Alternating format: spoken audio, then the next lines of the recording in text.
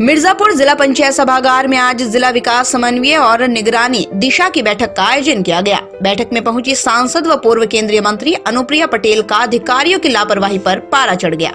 सांसद की तीखे तेवर देख अधिकारी भी सख्ते में रहे।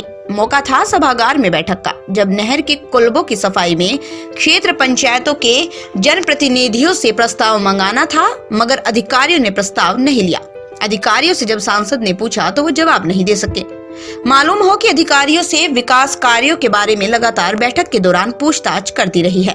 बैठक के बाद पत्रकारों से बात करते हुए अनुप्रिया पटेल ने कहा, हमने विकास कार्य पूर्ण कराने के लिए आवश्यक निर्देश दिया है।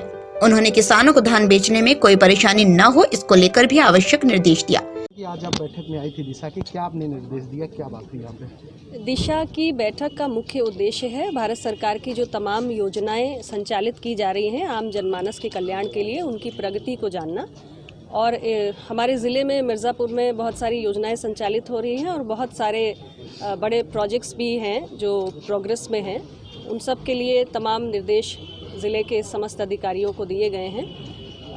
मुख्य तौर से अगर मैं बात करूं तो क्योंकि चूँकि धान खरीद का इस समय एक विषय बहुत महत्वपूर्ण है, तो हमारे सभी क्रय केंद्रों पर धान की सही तरीके से खरीद हो। जितने वहां पर कांटों की आवश्यकता है या बोरों की आवश्यकता है, उसमें किसी भी प्रकार की कमी ना आने दी जाए। साथ में जो ज़िले के महत्वपूर्ण प्रोजेक्ट्स हैं, जिसमें मेडिकल कॉलेज है, जो मुझे बताया गया है कि जून जुलाई तक पहले सत्र को प्रारंभ कर दिया जाएगा। और इसके साथ ही चुनार का हमारा पोस्टमार्टम हाउस है, जो मरम्मत की बेहद आवश्यकता है, उसकी मरम्मत के भी मैंने निर्देश दिए हैं। साथ ही हमारा अहरौरा रोड रेलवे स्टेशन, जिसका नाम बदलने की प्रक्रिया भारत सरकार से प्रारंभ की गई थी, उसकी प्रगति को भी जानने की कोशिश की है। और जो भारत सरकार से हमारे चुनार किले के जीर्णोद्धार के लिए, चुनार किले के स्वदेश दर्शन योजना के तहत सौंदर्यीकरण के लिए पैसा आया था, उसका काम कब शुरू होगा, ये तमाम बातें आज चर्चा की गई हैं। सिंचाई से संबंधित बहुत सारे विषय उठाए गए हैं और विधवा पेंशन, वृद्धा पेंशन या प्रधानमंत्री आवास योजना और मुख्यमंत्री आवास योजना के तहत जो पात्र व्यक्ति हैं उनको आवास जल्द से जल्द उपलब्ध कराए जाएं।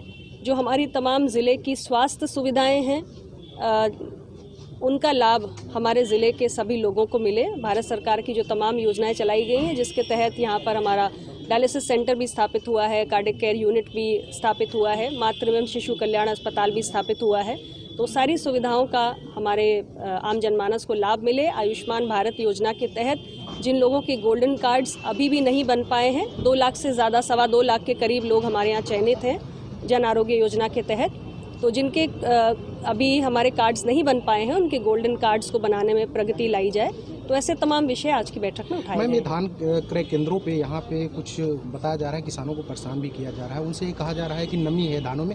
ऐसे में क्या आपने हिदायत दी है? धान विशेष तौर से मैंने कहा है कि जहाँ तक नमी का विषय है, उसकी जाँच करने के लिए इक्विपमेंट्स होते हैं और उसको ध्यान में रखकर किसानों के साथ किसी भी प्रकार का किसानों का उत्पीड़न नहीं होना चाहिए। धान खरीद का जो लक्ष्य है उसको ध्यान में रखते हुए हर धान क्रय केंद्र पर पर्याप्त संख्या में बोरों की उपलब्धता, कांटों की संख्या और विशेष तौर से जो SMIs हैं उनका एक प्रॉपर सहयोग मिलना चाहिए किसानों को। और धान खरीद के विषय पर हमारी उत्तर प्रदेश की सरकार भी बहुत गंभीर है, कहीं भी किसी प्रकार की शिकायत नहीं आनी चाहिए, ये स्पष्ट निर्देश है। दस्तक भारत के लिए मिर्जापुर से जय दुबे की रिपोर्ट।